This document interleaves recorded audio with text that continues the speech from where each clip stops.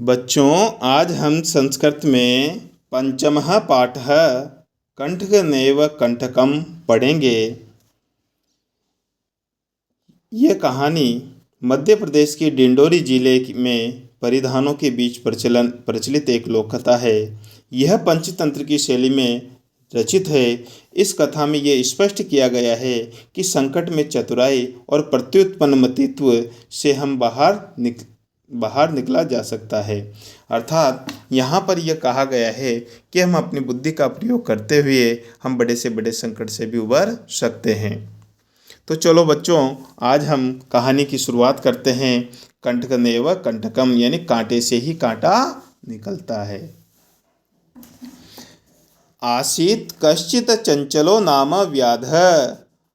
कोई चंचल नाम का व्याध था, शिकारी। व्याध का मतलब शिकारी। पक्षी मृग आदीनां ग्रहेणेन स स्वीयां जीविकां निर्वाहयति स्म। पक्षी हिरण आदि को पकड़कर वह अपनी जीविका का निर्वाह करता था। एकदा स वने जालं विस्तारे गृहम आगतवान। एकदा एक बार स वने वह वन में जालम विस्तारे जाल को फैलाकर गृहम आगतवान घर को आ गया।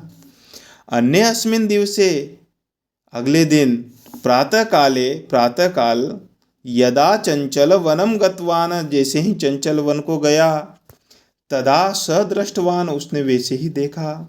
यत तेन विस्तारे ते जाले दुर्भाग्यात एक व्याघ्र बद्ध आसीत, कि उसने देखा कि एक उसके फैलाई हुई जाल में दुर्भाग्य से एक बाघ बंध गया था, फंस गया था। सो अचिंतित, उसने सोचा, व्याघ्र माँ खादिष्यति, व्याघ्र मुझे खा जाएगा, शेर मुझे खा जाएगा। अतएव पलायनम करणीयम, इसलिए भाग जाना ही अच्छा है। व्याघ्र निवेदयत, उस शेर ने कहा, बाघ ने कहा कि भो मानव, अरे मनुष्य, कल्याणम भवतु ते, तुम्हारा कल्याण हो। यदि तुम माम मोचेष्यसि तर्हि अहम त्वं न हनिष्यामि। उसने कहा कि यदि तुम मुझे छोड़ देते हो तो मैं तुम्हें नहीं मारूंगा। तदा स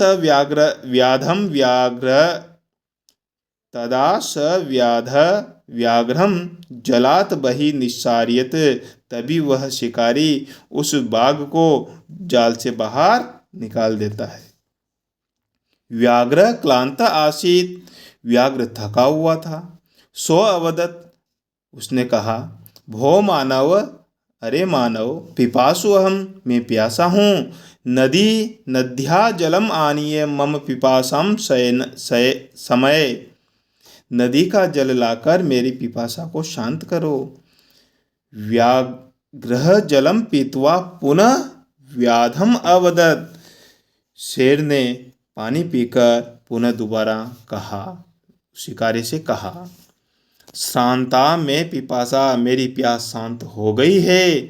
सांप्रतम भुभुक्षितोस्मि, अब मैं भूखा हूँ, अब मुझे भूख लग रही है। इदानीम अहम त्वं खादिष्यामि, अब मैं तुम्हें खाता हूँ, अब मैं तुम्हें खाऊंगा। जब ऐसा कहा तो चंचलः उक्तवान, तभी चंचल ने कहा, अहम त्वत्कृते धर्मम आचरितवान, मैंने तुम्हारे लिए धर्म का आचरण किया। तोया मिथ्या भणितम, और तुमने मुझसे झूठ कहा था कि त्वम माम खादितुम इच्छसि, और तुम मुझे खाने की इच्छा करते हो। व्याघ्र अवदत, बाघ ने कहा, अरे मूर्ख, सुधारतया किमपि अकार्यम न भवति, भूखे के लिए कोई भी अकरने योग्य नहीं होता है, अर्थात कोई भी कार्य अकरने योग्य नहीं होता है। सर्वम स्वार्थ समीहिते, सब कुछ स्वार्थ पर समाहित है, अर्थात निर्भर है। चंचलः नदी जलम अयच्छत, चंचल नदी के जल से पूछता है। नदी जलम अवदत, नदी का जल कहता है। एवं एव भवति, ऐसा ही होता है। जनाः मयि स्नानं कुर्वन्ति, लोग मेरे में स्नान करते हैं। वस्त्राणि प्रक्षालयन्ति, वस्त्रों को धोते हैं। तथा च मलमूत्रादिकं विसर्ज्य निवृते, और उसके बाद मलमूत्र आदि भी मेरे में ही विसर्जित कर देते हैं। वस्तुतः सर्वः स्वार्थ समीहते, वस्तुतः सभी स्वार्थ से निहित होते हैं, अर्थात स्वार्थ में लगे होते हैं, सभी स्वार्थी होते हैं। चंचलः वृक्षम उपगम्य अपृच्छत्। अब चंचल इसके बाद वृक्ष के पास जाता है और पूछता है।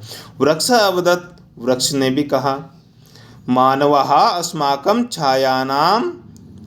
छायायां विरमन्ति, मनुष्य मेरी छाया में रुकते हैं। अस्माकं फलानि खादन्ति, हमारे फल भी खाते हैं। पुनः कुठारे प्रहरते, फिर उसके बाद कुल्हाड़ी से प्रहार कर कर अस्मभ्य सर्वदा कष्टम ददति, हमें हर प्रकार से कष्ट देते हैं। यत्र कुत्रापि छेदनम कुर्वन्ति, और यहाँ कहीं भी छेदन करते हैं अर्थात काटते हैं। सर्व स्वार्थ समीहते, सभी स्वार्थ में लगे हुए हैं अर्थात सभी स्वार्थी हैं।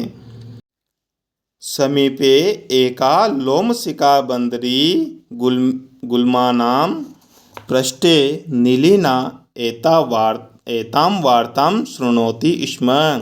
पास में ही एक लोमड़ी झाड़ियों के पीछे, पृष्ठ यानी पीछे, नीलिना छिपी हुई, एताम वार्ताम इस वार्ता को शृणोति स्म सुन रही थी। सहा सहसा चंचलम उपसर्ते कथयति, वह अचानक ही चंचल के पास आकर कहती है, का वार्ता, क्या बात है। माम अपि विज्ञापय, मुझे भी तो बताइए।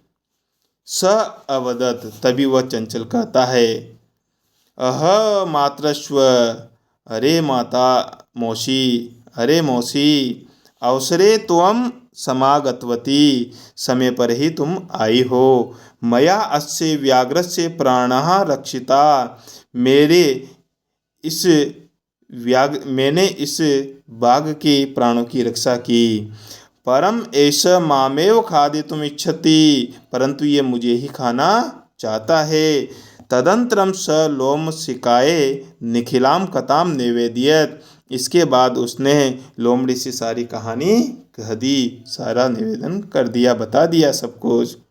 लोमशिका चंचलम अकथयत, लोमड़ी ने चंचल से कहा, बाड़म त्वम जालम प्रसारे, ठीक है तुम जाल को फैलाओ।